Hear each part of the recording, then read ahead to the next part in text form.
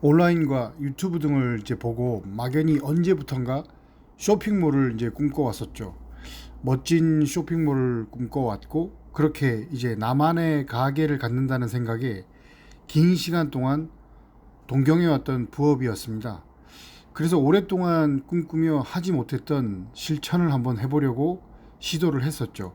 그래서 나만의 쇼핑몰을 꿈꾸는 사람이라면 한 번쯤은 꼭 알고 가면 좋은 것이라고 생각해서 알려주려고 합니다.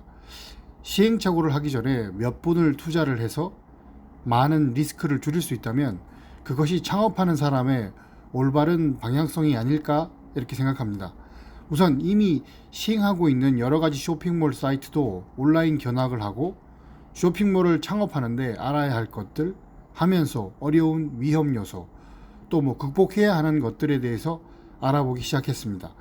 정말이지 너무 많은 쇼핑몰 창업에 대한 장밋빛 미래만 보여주는 것 같아서 잘 알아야 할 것 같아서 한번 만들어 봤습니다. 첫 번째, 쇼핑몰을 왜 하려고 할까요? 그러니까 쇼핑몰을 왜 하려고 하냐라는 질문을 한번 드려봅니다. 우선 마음속으로 내가 왜 이 쇼핑몰을 하고 싶은지를 한번 적어볼 필요가 있습니다. 유튜브를 보면 얼마를 벌었다, 뭐 어떻게 해서 성공했다 이런 얘기밖에 없는 것 같고 간간히 못 벌었다, 뭐 하지 말아야 하는 이유 등에 대한 썸네일을 그럴싸하게 만들어서 선전하지만 사실 들어가 보면 어떻게 하면 잘 벌 수 있는지에 대한 방법은 그렇게 상세히 설명해 주지는 않는 것 같습니다. 솔직히 오래전부터 온라인 쇼핑몰은 많은 분들이 하고 있었던 사업이었고요. 15년 전에 이 먼남이라는 쇼핑몰을 한번 컨설팅 할 때가 있었거든요.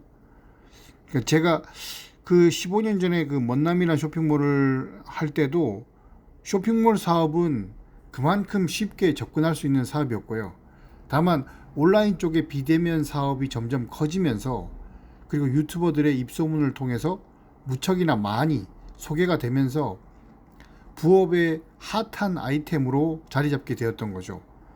그러니까 쇼핑몰을 왜 하려냐 하는 질문은 내가 왜 하려고 하는지 정확히 정립이 되어야 한다는 말입니다. 내가 선택한 아이템이 계속해서 잘 팔릴 것이라는 보장도 없고 미련하게 그 아이템을 고수해야 할 필요도 없고 또 빠르게 새로운 아이템도 찾아봐야 하는 시장이기 때문에 판매자도 그렇고 구매자도 그렇고 모두들 영악한 세상이라는 것은 누구도 부인하지 않을 것입니다. 어떻게 하면 잘 살 수 있는지 또 어떻게 하면 잘 팔 수 있는지에 대한 공개 강의가 넘쳐나는 세상의 중심에 우리는 서 있기 때문입니다. 단순히 꾸준하다고 성공하는 것도 이런 세상이 아닌 세상이다 보니 어떻게 하면 내가 잘 할 수 있는가에 대한 고민을 할 필요가 있다는 거죠. 그러기 위해선 우선 내 사업장에 항상 관심을 가져야 하고 꾸준히 해야 하는 건 기본이기 때문입니다. 그리고 내 아이템이 어떻게 상위 노출이 지속화될 수 있을지에 대한 고민을 계속해야 한다는 말이죠. 비단 쇼핑몰에 대한 얘기만은 아니겠지만 일단 쇼핑몰에 국한해서 얘기하는 것입니다. 두 번째로 나도 쇼핑몰을 할 수 있을까?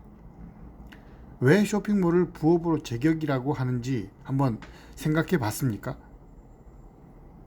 우리는 다람쥐 쳇바퀴 돌듯 성실하고 정직한 직장인으로 거의 살고 있습니다. 그렇다는 것은 유리지갑처럼 투명한 돈만 받아가고 투명한 세금만 내고 있기 때문이라는 거죠. 그런데 주변의 지인이나 나 또한 우리는 직장을 다니면서 이렇게 말합니다. 아이고 언젠가는 이 직장 때려치던가 해야겠네. 아이고 더러워서 못 해먹겠네. 뭐 할만한 게 없을까?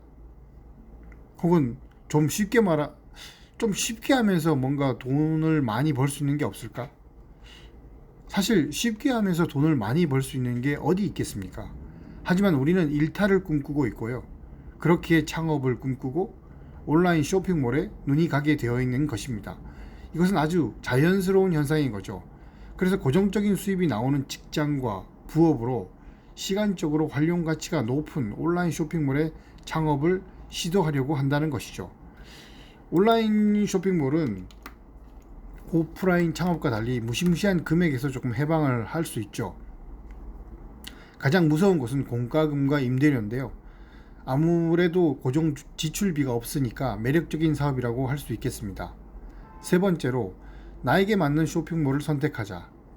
쇼핑몰을 하기로 마음을 먹었다 라고 생각하면 그럼 이제 어떤 쇼핑몰을 할지에 대한 고민을 해야 한다는 겁니다. 쇼핑몰 사업은 크게 소매 판매와 구매 대행 판매로 구분할 수 있습니다. 그런데 저는 구매 대행을 추천합니다. 왜냐하면 저의 경우에는 가장 걱정을 하는 부분이 재고이기 때문입니다. 재고의 위험이 있는 부분이 소매로 진행하는 부분이 있는 거죠. 내가 재고 구매를 해서 열심히 팔아야 하는데 만약 팔지 못한다면 그것에 대한 모든 리스크는 내가 안고 가야 하기 때문입니다. 반면 구매 대행은 거의 자본이 들지 않습니다. 그런데 다들 아시겠지만 자본이 들지 않고 쉽게 시장에 진입하는 그렇게 가능한 것은 소매보다 버는 돈이 많지 않다는 것을 의미합니다. 우리가 기본적으로 쉽게 이해해야 하는 시장 원리는 진입이 쉽다는 얘기는 경쟁이 치열하고 마진도 적고 할 일도 많고 가져가야 하는 건 없다는 형태로 인식하면 편하게 다가올 겁니다. 거의 자본이 들지 않다고 해서 영원히 들 것이라는 생각을 하면 안 된다는 거죠. 설사 구매 대행으로 판매를 한다고 해도 정산까지 꽤 오랜 시간이 걸린다는 거죠. 2에서 3주 이상의 시간이 걸리다 보니 돈이 묶이는 현상을 볼 수가 있습니다. 네 번째, 구매 대행의 어려움과 현실적인 전략을 말씀해 보겠습니다.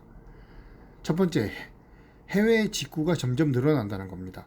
우선 구매자들이 영악하다는 것을 미리 언급한 것처럼 과거처럼 뭔가 나왔으니 이걸 여기서 사야겠네 라고 생각하는 구매자는 거의 없다는 거죠. 한 번 더 찾아보게 되고 그렇게 검색을 해서 해외에서 직접 구매하고 배송 대행지를 통해서 물건을 받게 된다는 겁니다. 대부분 구매 대행의 판매를 한다고 생각하면 20대, 30대보다는 40대 이상의 중년층을 타겟으로 하는 게 좋습니다. 40대 이상의 중년층의 타겟을 목표로 한다면 주로 그들이 포진해 있는 시장에서 홍보를 하는 것이 좋다고 말을 많이 합니다. 특히 SNS 채널이나 블로그를 활용한다면 네이버보다는 티스토리를, 인스타그램보다는 페이스북을 추천한다는 말이 있습니다. 꼭 그런 것만은 아닌 것 같습니다. 저의 개인적인 생각은 페북보다는 인스타를 더 파보라고 하고 싶습니다. 왜냐하면 인스타의 이용자가 월등히 많기 때문입니다. 두 번째, 차별화된 상품 발굴이 쉽지 않다. 잘 팔리는 상품을 찾아야 하는데 이게 말이 쉽지 쉬지 않고 찾아야 한다는 것은 어려운 얘기입니다. 찾고 또 찾고 또 그렇게 잘 팔리는 상품을 찾아내고 그 상품의 가격 경쟁에서 살아남아야 한다는 거죠. 쉽지 않은 얘기입니다. 세 번째는 마진 문제 외에도 신경 써야 할 부분이 많습니다. 국내에서 땡기기에는 도매 사이트에 물건을 판매하는 사람들이 대부분 5대 마켓에 이미 진출한 분들이 많습니다. 해외에서 땡겨오면 마진을 얼마나 붙이든 간에 이게 찾기가 힘들기 때문에 마음대로 마진을 붙일 수가 있습니다. 그리고 일단 시작하게 되면 제품 소싱이나 배대지, 사용, 세관, 지식재산권, CS, 그 다음에 KC 인증 이런 것들에 신경 쓸 게 많습니다. 운 나쁘게 유아용 물건도 잘못 팔면 진짜 나락으로 갈 수도 있습니다. 다섯 번째로 보면 구매 대행 쇼핑몰을 이제 시작해보자라는 주제로 한번 말씀드려 보겠습니다. 위에 이제 암울한 얘기들을 확인하고도 나는 구매 대행 쇼핑몰을 이제 시작하겠다고 결심을 한다면 이제 시작하는 방법을 알려드리겠습니다. 다시 한번 암울한 얘기를 해서 죄송하지만 그게 자신의 돈이기 때문에 알려주는 것이고 국내에서 구매 대행은 이제 막연히 쉽다고 생각해서 접근하기엔 어려운 사업이 되었다고 말씀드리겠습니다. 우선 아마존에서 상품을 소싱을 해야 되는데 그리고 우리가 평상시에 접하는 스마트 스토어, 쿠팡, 11번가 등에서 판매를 하는 방식으로 접근을 하면 됩니다. 이렇게 하는 이유는 글로벌 셀러의 진입 장벽이 아주 낮기 때문에 우리 같은 직장인이 부업으로 하는 방식으로만 하는 게 아니라 또 학생이나 주부들도 이 창업을 하는 경우가 많기 때문입니다. 대부분 처음에 해외 구매 대행을 시작하는 분들의 시작 국가는 미국이 많습니다. 이제는 직구를 하는 사람들이 많아져서 과거 20% 이상의 마진이 이제는 5%대로 떨어져 버렸고요. 그만큼 치열한 시장이라는 것을 알 수가 있습니다. 그럼 다음 시간에는 나는 구매 대행을 할 만한 사람인지 스스로 체크해보는 시간과 구매 대행 국가별 판매 전략에 대한 얘기를 해보겠습니다. 아울러 두 번째 구매 대행 이야기를 진행하기 전에 한 번쯤은 읽고 가면 좋을 것 같아서 링크를 하나 남겨뒀습니다. 해외 구매 대행이라는 말을 하면 대부분 무자본으로 창업이 가능하고 퇴근 후에 한두 시간 정도 투자를 해서 고수익을 얻을 수 있는 부업이라고 말을 합니다. 그리고 관련해서 무수히 많은 블로그나 유튜브 그리고 전자책들을 우리는 볼 수 있습니다. 더욱더 매력적인 말은 누구든지 쉽게 창업할 수 있다라는 말을 합니다. 이 말은 누구든지는 맞는 말이지만 쉽게 창업할 수 있다는 말도 사실 어느 정도는 맞는 말입니다.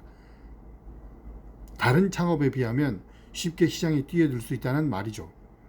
무자본 창업 가능, 퇴근 후 1시간 투자해서 고수익 창출. 사실 이 얼마나 멋진 말입니까? 마치 나는 투잡을 하고 있고 디지털 노마드의 세계에 성큼 다가오는 것 같은 그런 느낌이고요. 이제 부업이 본업이 되는 날이 멀지 않은 느낌입니다. 못한다는 얘기가 아니라 너무 막연히 생각하지 말라는 얘기입니다. 제가 다룰 2탄의 이야기도 어찌 보면 아무런 얘기만 다룰지도 모릅니다. 하지만 아주 쉽게 생각하고 뛰어들면 안 되는 시장이기 때문에 엄연히 창업이고 하나의 사업을 시작한다는 얘기이기 때문에 그렇습니다.